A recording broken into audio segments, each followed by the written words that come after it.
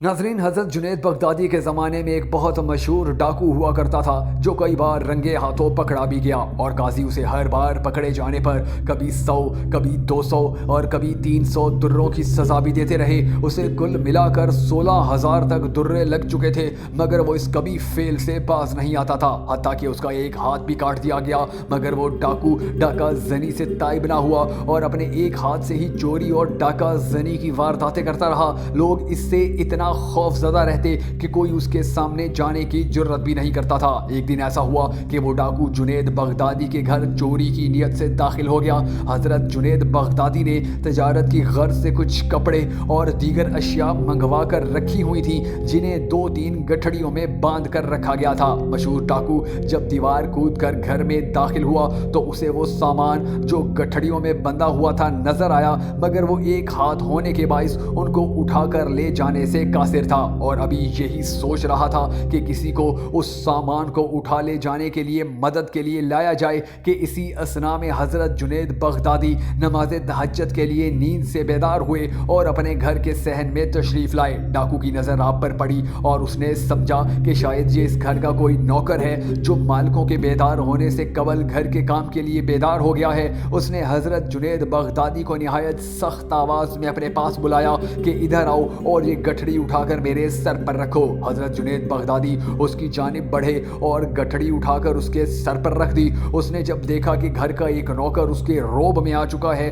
और उसके अहकामात की जू के तू तामील कर रहा है, तो उसने बजाय अपने सर पर गठड़ी उठवाने के हजरत जुनैद बगदादी के सर पर गठड़ी उठवाने का इरादा कर लिया और उन्हें इसी सख्त लहजे में हुक्म दिया कि मेरे सर पर यह गठड़ी ना रखो बल्कि अपने सर पर रखो। हजरत जुनैद बगदादी इस पर भी आमादा हो गए, जिसके बाद उसने अपने एक हाथ से गठड़ी आपके सर पर रखने में मदद की। जब आपने गठड़ी सर पर उठा ली तो उसने हुक्म दिया कि जल्दी करो क्योंकि फजर होने वाली है और जल्द ही सूरज की रोशनी हर तरफ फैल जाएगी और इससे पहले तुमने ये गठड़ी मेरी मतलूबा जगह तक छोड़कर आनी है और अगर तुमने देर की तो तुम्हारा बचना नामुमकिन हो जाएगा। हजरत जुनैद बगदादी अपना माल अपने सर पर रखकर इसके घर की जानिब चल पड़े, मगर आप रास्ते में जल्द ही थक गए। वजन ज्यादा होने के बाइस आपका सांस भी फूल चुका था। आपकी रफ्तार आस्ता हो जाती, जिस पर वो बदनामे ज़माना डाकू आपको डंडे से मारने लग जाता, यहाँ तक कि हजरत जुनैद बगदादी वो गठड़ी सर पर उठाए उसके घर तक पहुँचाने के बाद अपने घर वापस लौट आए।